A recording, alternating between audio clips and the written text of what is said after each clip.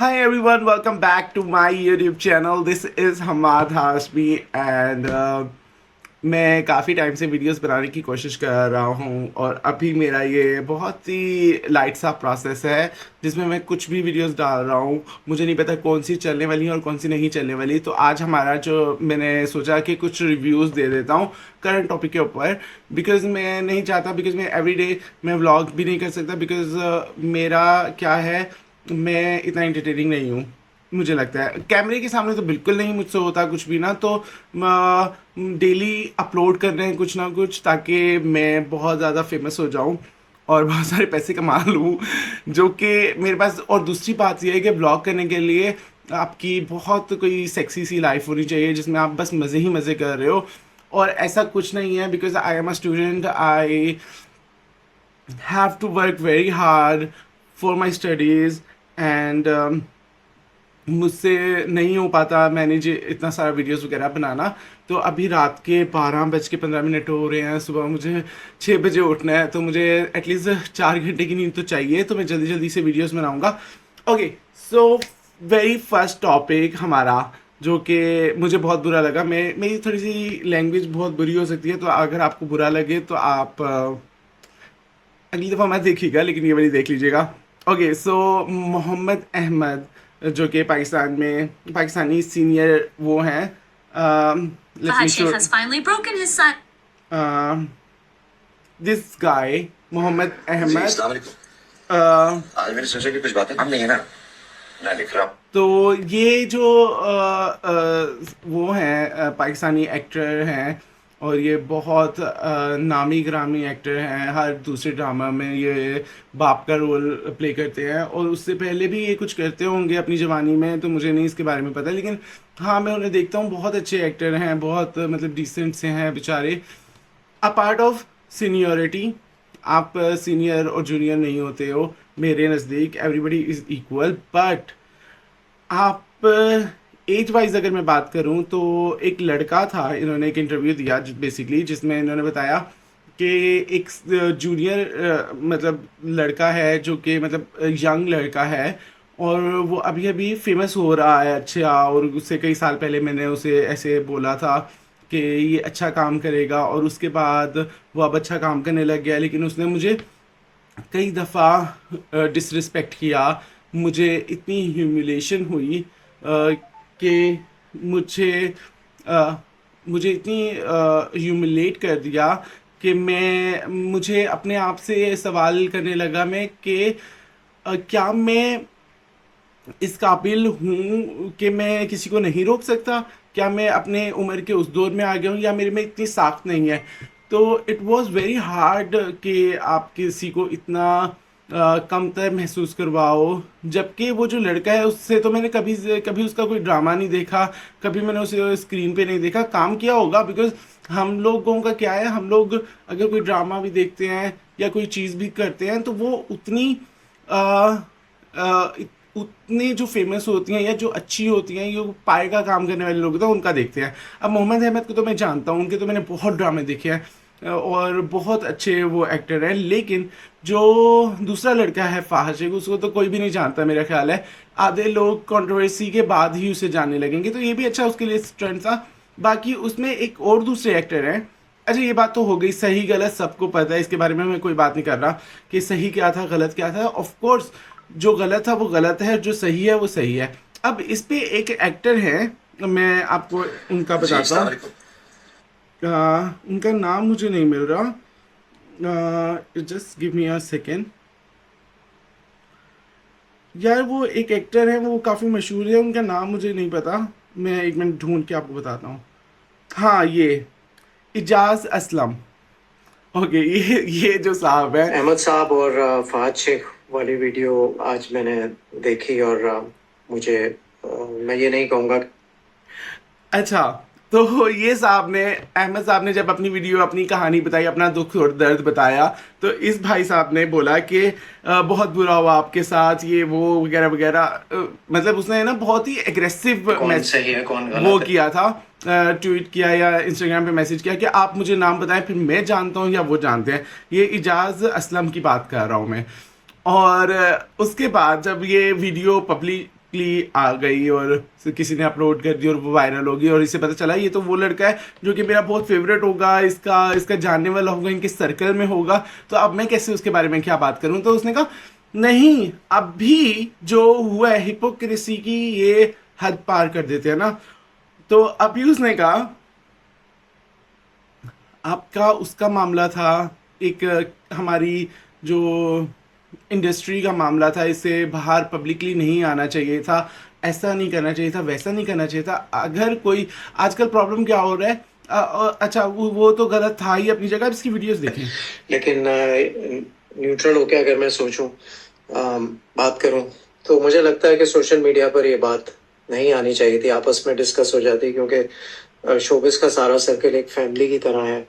और सेट पर जब हम होते हैं 10-12 घंटे एक साथ होते हैं किसी ड्रामे की शूट पर, और कई महीनों तक साथ होते हैं, तो आपस में हंसी मजाक भी होता है, बहुत सारी चीज़ें होती हैं, और अगर कोई मिसअंडरस्टैंडिंग होती है तो वहीं पर वो बात करके ख़त्म हो जाती है।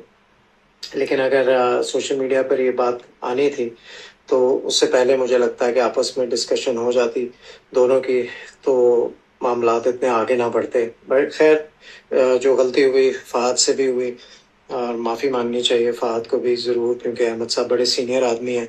और अहमद साहब आपसे भी रिक्वेस्ट है कि दरगुजर अहमद हाँ, साहब और अहमद फहद साहब को शेख भी इसने एडवाइस किया कि आपको भी ये नहीं करना चाहिए था, आप गुजर कर दें। और इसकी पूरी वीडियो नहीं है, ये दोबारा शुरू हो गई है। वैसे पूरी वीडियो में उसने अहमद साहब को भी एडवाइस कर दिया कि भाई साहब आप भी ना, जो हमारी जानने वाले लड़के हैं उनसे ना ही लड़ाई किया करें प्लीज़ ना, किसी और से लड़ाई कर लें, किसी और के बारे में कोई उल्टी सीधी बातें करते हैं, हम बीच में नहीं आएंगे, लेकिन आपने इनसे बात नहीं करनी, क्योंकि ये तो हमारी जाने जिगर जाने जूहान जो भी, तो ये बात है।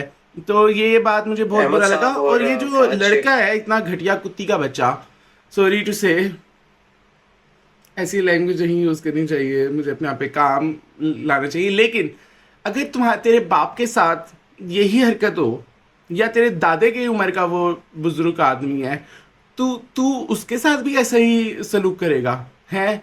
तू इतना गिरा हुआ आदमी है, तू इतना घटिया आदमी है, तू अटेंशन का भूखा है कि तुम फनी कर रहा है, तुझे कोई जानता पहचानता नहीं है, और उसके बाद तू ये उस बेचारे उनके देखे तो सही, वो हर ड्रामे में मर जाते हैं, उनसे तो वैसे ही इतना वो हमें दुखी करके जाते हैं हर ड्रामे में। तो जो ये घटिया, इसकी शक्ल देखें, सुअर से मिलती है ये वाली नीचे वाले की।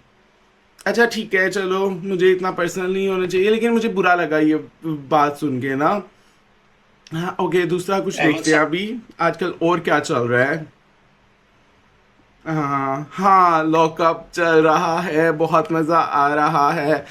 लॉकअप मैं देख रहा हूँ, अभी भी मैंने एक एपिसोड देखा, तो आज के एपिसोड आई थिंक 26 एपिसोड था, जहाँ पर वो आकांक्षा चौधरी की जो फ्रेंड थी, एक्स बेस्ट फ्रेंड और करंटली एनिमी, वो आई थी आकांक्षा से मिलने के लिए लॉकअप। और उनको क्या प्रॉब्लम है, उन्होंने शिल्पा जो उन्हें पसंद नहीं थे, उन्होंने उनके दुश्मन को भेज दिया, और आप भेज देते मिलने के लिए, उन्हें आपने बचाने का फैसला करने के लिए भेज दिया। खैर शिल्पा तो बेचारी विकास की वजह से नहीं गई, शिल्पा तो बाकी सारे ही शिल्पा के खिलाफ थे बेचारी के, तो शिल्पा तो ने तो जाना था, चलो अगर विकास आता या ना आता। लेकिन जो वो है लड़की दूसरी सुजैन, तो जो सुजैन है उसका तो क्या ही हाल बताऊं।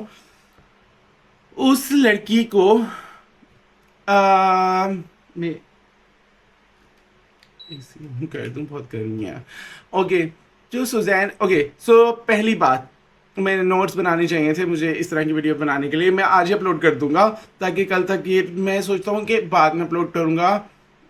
ओके, कल तक टॉपिक वो हो जाएंगे, डेड हो जाएंगे, क्योंकि हर बंदा इनके ऊपर बात कर लेगा, तो आज ही मैं अपलोड कर दूंगा। तो जो लॉकअप में सुजैन आई, पहले तो सबसे बड़ी बात है कि लॉकअप आपको अपनी टीम के ऊपर थोड़ा ध्यान करना चाहिए। सारी की सारे स्पॉयलर्स जो हो रहे हैं वो एक हफ्ते पहले हमें पता चल जाता है। हमें पता चल गया एंड में श्रेया और वो बची हैं, बाकी सब निकल गए। हमें एक एक दिन हर दूसरी वीडियो के ऊपर वो एक आंटी हैं जो कि एक लेडी हैं जो कि बेचारी उनके पास इतनी क्या रिसोर्स है उनके कि वो हर खबर पहुंचा देती हैं। खैर विनर भी अनाउंस हो गया था, लेकिन उन पे ट्रस्ट करते हुए मैं ये मानता हूँ कि उन्होंने कहा है कि अभी तो शूट ही नहीं हुआ तो विनर कहाँ से डिसाइड हो गया। तो वरना वो श्रेया को विनर, वो श्रेया नहीं शिवांगी को विनर घोषित कर दिया था। अच्छा, दूसरा बात ये है कि जो वो है लॉकअप में शिल्पा शिंदे की बेचारी मुझे बहुत अच्छी लगती है। वो बिग बॉस से मैं उसका सपोर्ट करता हूँ, और बीच में मुझे बुरी भी लगने लगी थी बहुत, क्योंकि वो बहुत खुद भी ना टीआरपी की भूखी है। थोड़ा कैमरा उससे पता है कि क्या करना है और क्या नहीं करना है। She is half Rakhi Sawant, मतलब ऐसा नहीं है, I am not defaming anybody, मुझे दोनों ही अच्छी लगती हैं। I respectful towards both of them, they are iconic people, you love to watch, they are so entertaining both of them. But मैं ये बोल रहा हूँ कि अब उसे पता चल गया कि फर्स्ट ऑफ ऑल वो श्रेया से थोड़ी इनसिक्योर हो गई है, बिकॉज शी थॉट कि वो विनर बनने वाली है। अभी क्या हुआ है, अभी ये हुआ है कि जो विनर है वो लोगों, अभी वोटिंग का तो कोई सिस्टम ही नहीं है, तो इन्हें ये नहीं पता कि वोटिंग से तो विनर बन ही नहीं रहा कोई बंदा। हाँ, बाहर आपके कितने कनेक्शन है, बाहर इंडस्ट्री में कितने कनेक्शन है, क्योंकि इंडस्ट्री के लोग आते हैं, किसी को बचा लेते हैं, किसी को नहीं बचाते। पिछले 4 हफ्तों से यही काम हो रहा है कि 4 लोग आए हैं, मेरा इसके साथ कनेक्शन है, मैं इसे सिक्योर करूंगा, मेरा इसके साथ कनेक्शन था, हमारा इतनी नेटवर्किंग थी, हम इससे सिक्योर करेंगे। तो ये चल रहा है, तो वोटिंग का तो कोई सिस्टम नहीं है। दूसरी बात, श्रेया के वो सब तारीफें करके गए तो हिना जी इनसिक्योर होगी। पहला तो उनकी लड़ाई का मकसद मुझे ये समझ में आ रहा है। सेकंड थिंग, जो शिल्पा है वो, उसका क्या प्रॉब्लम चल रहा है, वो उससे रिबेल जो उसके कान भर के गई है, दो रिबेल ने जो कहा सही कहा, लेकिन उसने मसाले में लपेट के बताया, तो शिल्पा अभी समझ नहीं पाई और शिल्पा अगेंस्ट होगी उस बेचारी श्रेया के।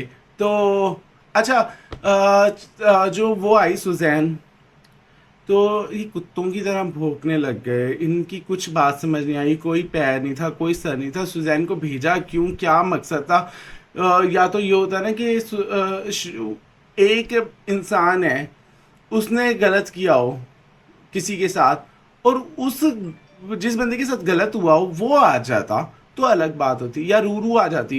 चलो रूरू तो she is a decent girl, वो तो नहीं आ रही, और जो गलत सही तो सुजैन मुझे नहीं पता क्यों आई है, क्यों उसे आना चाहिए था, तो आई डोंट नो। इसके अलावा क्या हुआ, इसके अलावा वो फिक्स्ड टास्क हुए जिसमें मेकर्स ने अपनी मर्जी के लोगों को बुलाया, अपनी मर्जी के लोगों को आउट किया। अगर यही उनका, अगर उन्हें जैसे लैला को बचाना है या किसी और को बचाना है तो उन्हें बचाना होता, तो शायद जब आखिरी 3 लोग गिरे थे तो आखिरी के 2 को सिक्योर कर देते। मेकर्स नहीं बताते कि कितने लोगों को सिक्योर करना है, कितने लोगों को सिक्योर नहीं करना। उन्होंने शुरू में ये नहीं बताया था एक बंदे को सिक्योर करना है, वो एंड में, क्योंकि एंड में उन्होंने बचाना था। तो खैर, एक तो ये है। खैर, शिल्पा को ये नहीं निकालेंगे अगले हफ्ते, I am pretty much sure, क्योंकि शिल्पा इज़ अ टीआरपी। तो अब निकालेंगे किसे, तो आप सबको पता है वैसे तो, लेकिन फिर भी अगर हमें ना पता होता तो हम अंदाज़ा लगाते। तो पैमेला और उसे नहीं निकालना चाहिए अभी। पैमेला और वरुण को नहीं निकालना चाहिए, आकांक्षा को भी निकालना चाहिए, क्योंकि वो अभी जा गया है। 1 महीने के बाद उन्हें होश आया है कि वो गेम में है और वो आज लड़े हैं थोड़ा सा, वरना वो कोई और किसी को लड़ने का मौका ही नहीं देता था। सब ऐसे चुप चुप चुप चुप, भाई क्या कर रहे हो। मेकर्स अच्छे हैं, वो बहुत कोशिशें करते हैं, लेकिन जो उनकी ऑडियंस है तो अच्छा। समय रायना का एक शो आया है, एक बोनस एपिसोड आया है जो कि बिल्कुल बकवास है।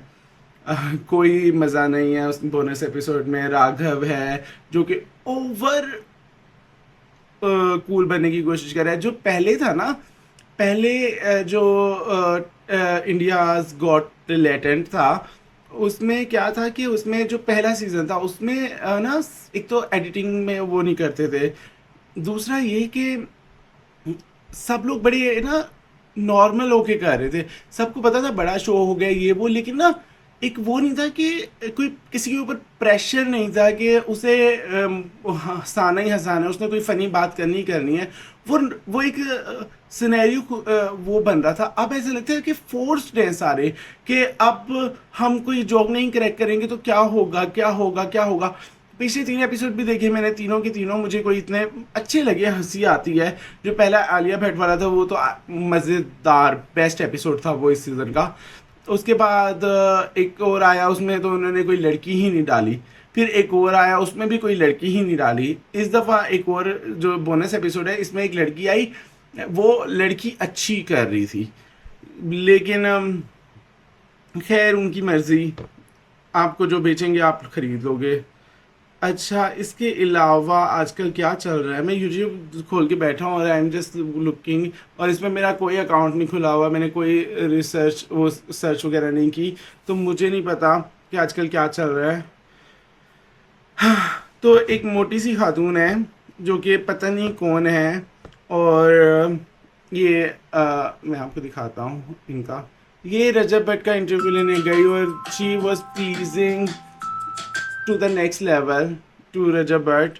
ये देखें, ये इसका इंटरव्यू लेने गई थी रजब भट्ट का, तो इसने सारी, हाँ ये वो बड़ी प्लीज कर रही थी। आई डोंट थिंक सो कि आप, पॉडकास्ट का मतलब होता है कि आप, इंटरव्यू का मतलब होता है कि आपको दूसरे की बात सुननी है और अपने ओपिनियन उस पर नहीं थोपने। पॉडकास्ट का मतलब होता है कि दो लोग आपस में बात कर रहे हैं और एक एक्सचेंज ऑफ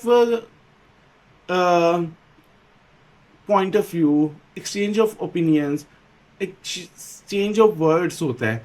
तो यहाँ पर आप किसी को प्लीज़ मत करिए। आप जब एक वो कर रहे होते हैं, और जब आपका कोई गेस्ट होता है, जैसे कि मेरा चैनल है और मैं शायद रजब भट्ट के घर या मतलब किसी के घर जाके अगर वीडियो बना रहा हूँ, दो होस्टिंग कोई और कर रहा है, बट एक्चुअली चैनल पे मैं होस्ट हूँ, तो I should be respectful towards others. But क्योंकि बहुत सारे लोग बहुत बदतमीजी करते हैं बुला बुला के, ऐसा भी नहीं करना चाहिए, बट बहुत प्लीज़ भी नहीं करना चाहिए, लॉजिकल बातें करनी चाहिए। सो जो रजब भट्ट है, उसने शादी के ऊपर भी बात की और उसने कहा नहीं आप नहीं हो सकता, आप तो बहुत ज़्यादा हो गया। रजब भट्ट बहुत डेल्यूजनल है। वो वो पता नहीं क्या है वो। रजब भट्ट को तो छोड़ो, मैं तो उसके बारे में बात ही नहीं करना चाहता, बिकॉज मुझे बहुत घटिया इंसान लगता है। अच्छा तो अच्छा, मैं ना ये बातें सारी लाइव वाली है, लेकिन वो नहीं है मेरे पास ना, मतलब मेरा अकाउंट इतना अच्छा नहीं है कि मैं लाइव जा सकूं। तो वैसे मुझे टिकटॉक पे लाइव बैठना चाहिए था, कि बहुत सारे लोग मुझे बहुत सारे गिफ्टिंग कर रहे हैं। ओके, ये मैं ऐसे अनकट वीडियो डाल दूंगा, मैंने ये सोचा है, बिकॉज अभी क्योंकि मुझे वॉच टाइम भी चाहिए, तो मैं ये नहीं कि प्रिसाइज करके कट कट करके डालूंगा, मैं ऐसे ही वीडियो डाल दूंगा, तो आप देख लेना। और बाकी जो वीडियोस इसके बाद में हैं, क्योंकि ये मेरी पहली वीडियो होने वाली है। वैसे मैंने 1 2 4 वीडियोस बना ली हैं, जिनमें हर वीडियो में मैं कह रहा हूँ ये पहली होने वाली है, क्योंकि मेरे में करेज नहीं आ रहा है कि मैं अपलोड कैसे करूँ, बिकॉज आई एम अ शाय गाय। तो तो मैं पहले वीडियोस बना लेता था, मैंने पिछली अगली वीडियोस में आएंगी उनमें पता चल जाएगा आपको, क्योंकि मैंने वो जो बाद में डाली है वो पहले ही बना ली हैं।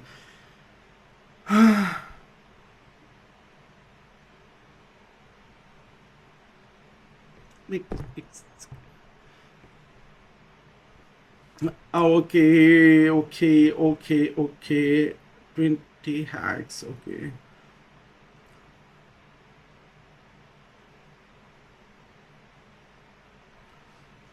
हम आप देख रहे हैं गौरव का शो, जिसमें वो 5 महीने पहले का शो देख रहे हैं, जिसमें वो उसकी वाइफ भी है आकांक्षा चमोला, और ये उसे पैसों से हाथ, वो ये एक घर में रह रहे हैं बाय द वे।